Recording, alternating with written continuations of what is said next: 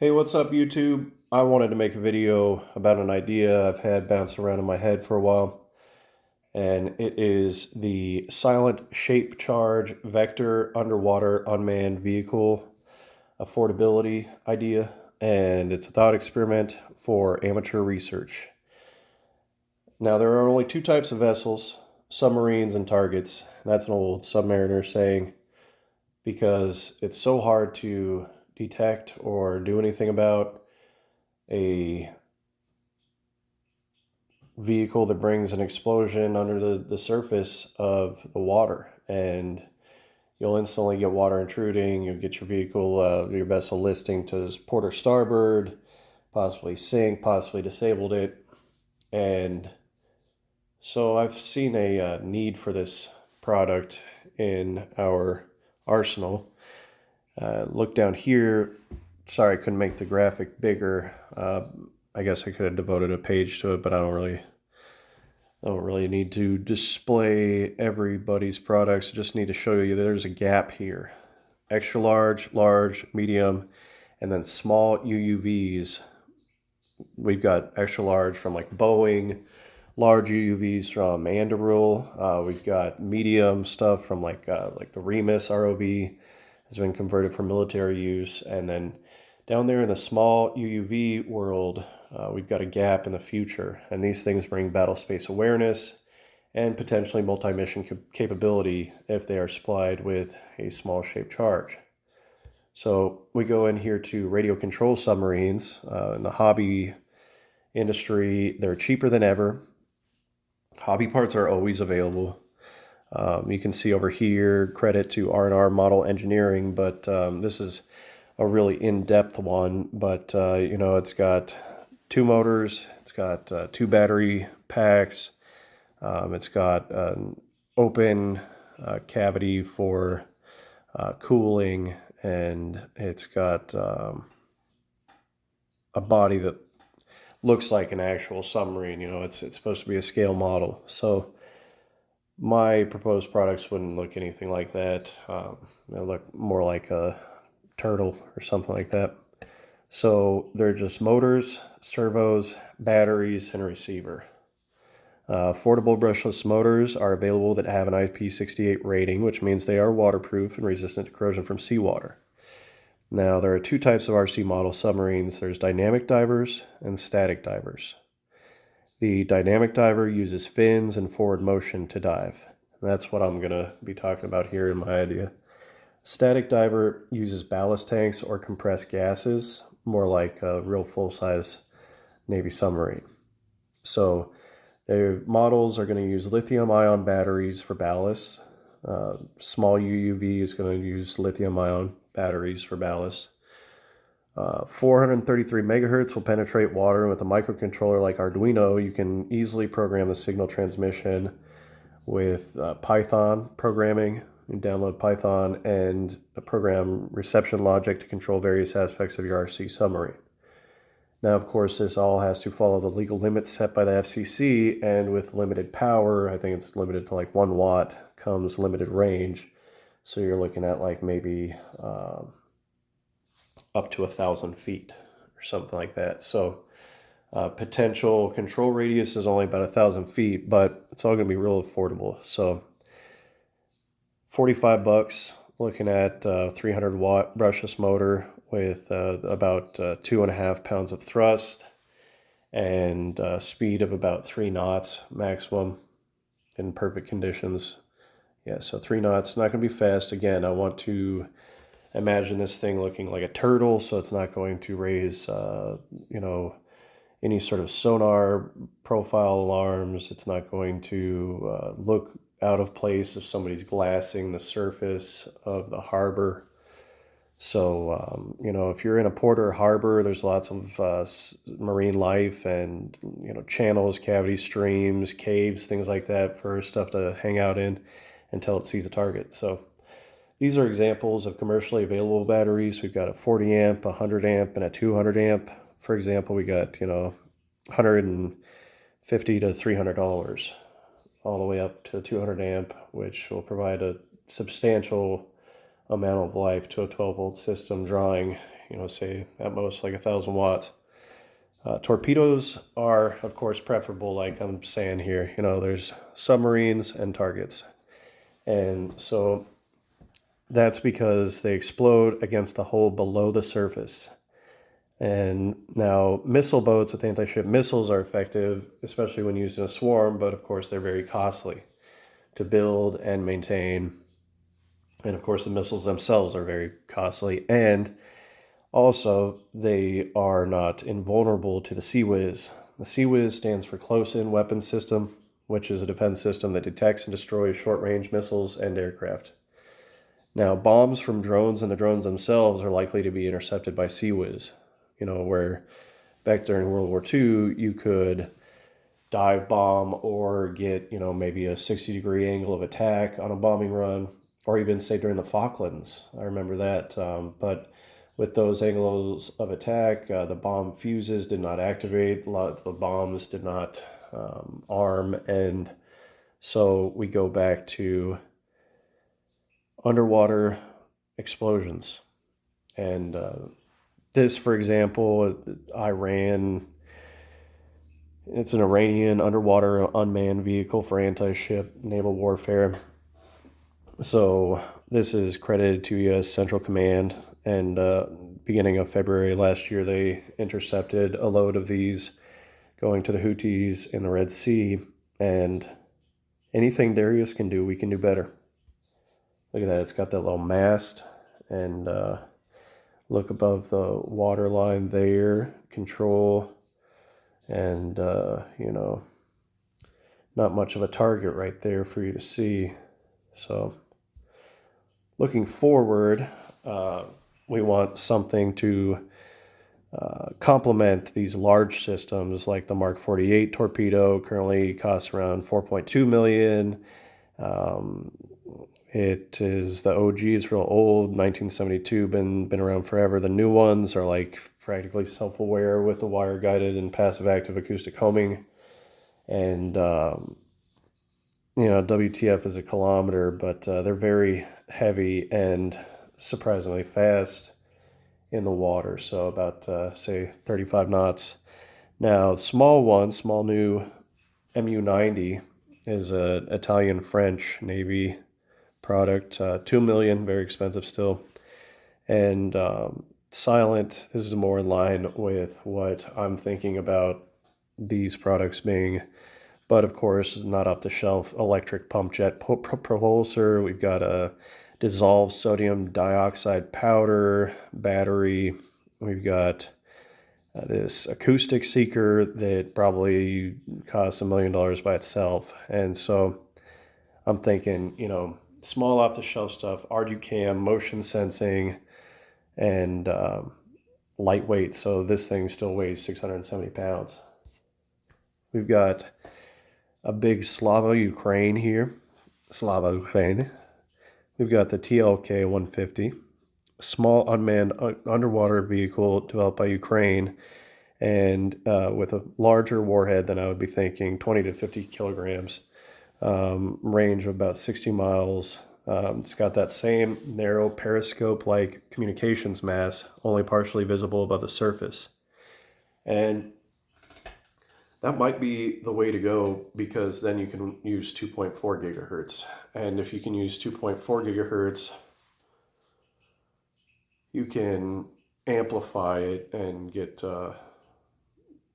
as much as maybe 2 to 4 miles of range, beyond the horizon range. So we'll see. But my ideal design right now, it just cruises right below the surface and no antenna, because that would be a little bit of a radar signature, and obviously for visual spotters on the ships and patrol boats, they're going to be able to see that. So this thing is very successful, and it was developed by the Ukrainian government in coordination with a defense technology coordination platform. So that's kind of what I want to see here in America, is more of a civilian volunteer amateur research community for these sort of solutions, because we have a lot of shoreline, and we have potential adversaries with the ability to come to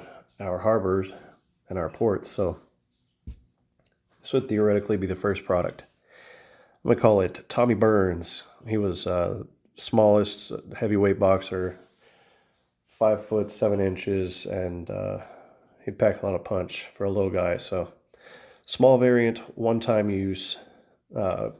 This theoretical design would use the M2A4 shaped charge because, of course, it'd be a military track project, but you'd want to put waterproof seals in it. The M2A4, you can look it up, it's about 7 inches in diameter, so it would fit right in line with the shape of, say, a turtle or something, small like that. 40 amp hour lithium ion battery powering 500 watts at 12 volts, 300 watt brushless motor, 200 watts controller and servos on 2 fins. So 500 divided by 12 is 41.67 amps. At a 40 amp hour battery, you're looking at about 1 hour battery life. And 433 megahertz radio set for ArduCam and Arduino compatibility. So you can get these ArduCams for like $80. Motion sensing. You'd have to create a waterproof housing, but it doesn't need to be super in depth because, again, you're only going down to like maybe 10 feet at the most. So we're looking at speed around 3 knots, total range about 3 nautical miles. Vessels such as patrol boats, corvettes. The Iranian Navy has this big corvette catamaran style thing, you know what I mean? Look it up, but they cost $15 to $100 million each, while this device would theoretically cost $10,000. It'd be one-man deployable and controllable with hobby parts. ArduCam and Arduino control through Python programming, so you could do it at home for semi-autonomous mode. So it would sit there. Once deployed, it would be a motion sensing camera that would then activate the motor to go out and detonate the charge, tracking the motions object. So then the next big, Jack Dempsey had a big reach, and big Jack Dempsey could really reach out and touch a guy. So medium variant is going to have longer range, again using theoretically an M2A4, 7 inches in diameter. So cylindrical, fits in line with that underwater shape. 80 amp hour lithium ion battery powering 800 watts at 12 volts, consisting of 2 300 watt brushless motors, 200 watts controller and servos on 2 fins. 800 divided by 12, 67 amps out of an 80 amp hour battery, so you get about 1.2 hours of life. 75 megahertz radio, be able to penetrate seawater a little better. And now this is a clincher. All of these parameters are following the FCC, but of course military technology wouldn't have to do that. So in the battle space application, it would not be limited to like a 1 watt power limit.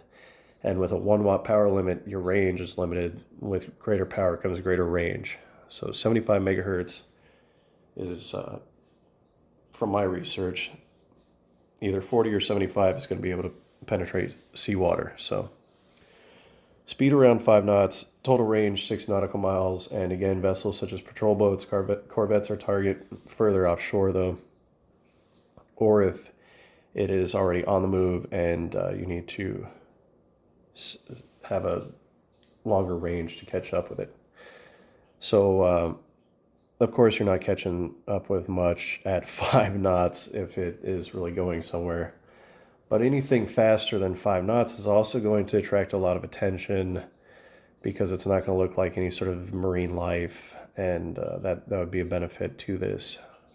Again, one-man deployable and controllable with hobby parts, using Python programming with sensors for autonomous mode to increase range.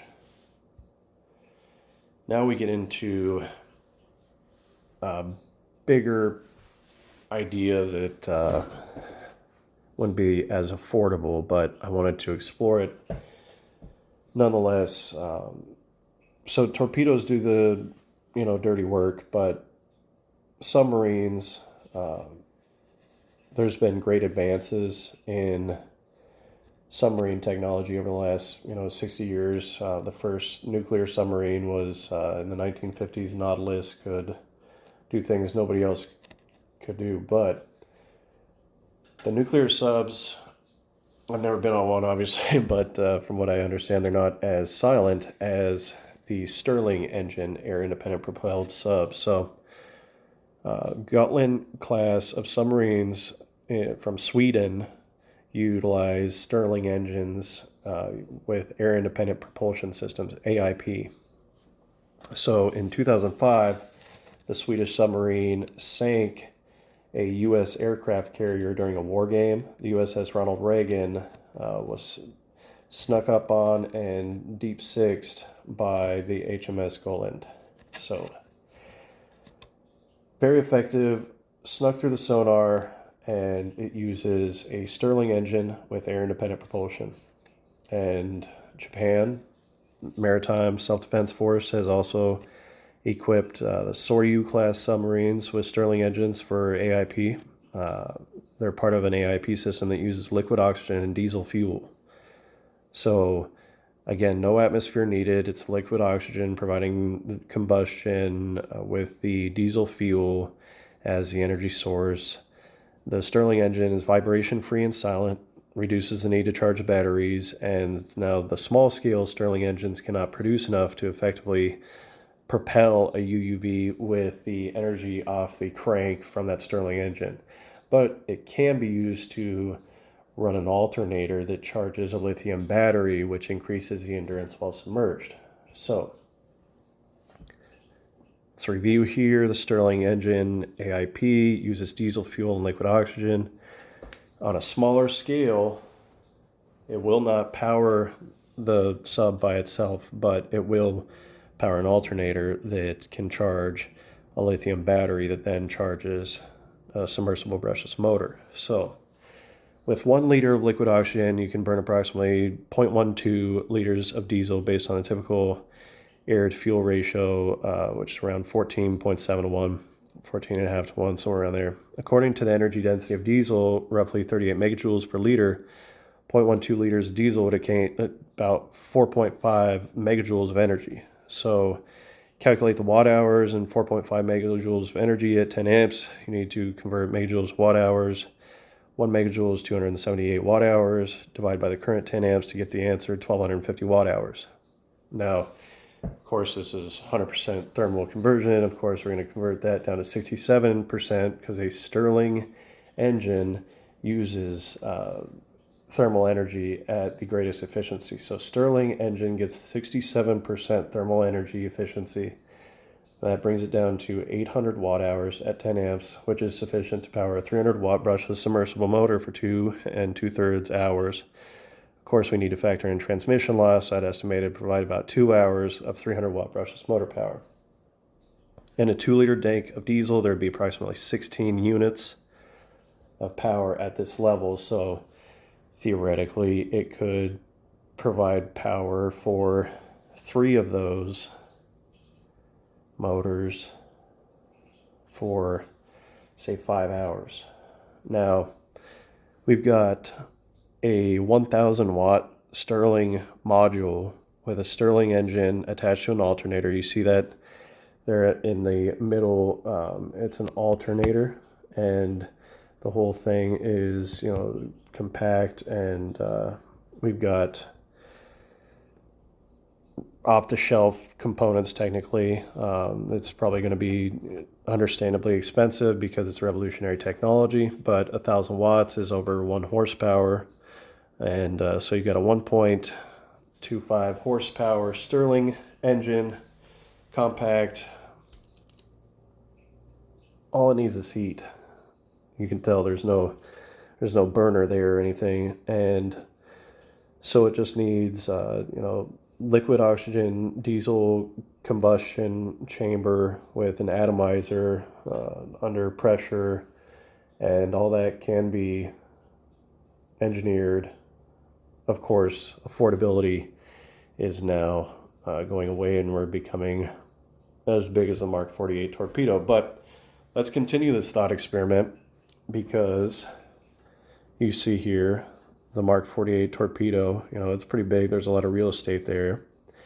And if you could get that in a reusable platform, so I'm going to call it Rocky Marciano because he's got the stamina to go the distance, is reusable. Large variant would be reusable with a different type of munition. Ordnance would be refillable SLAM. SLAM is a multi-purpose shape charge munition designed to be readily portable.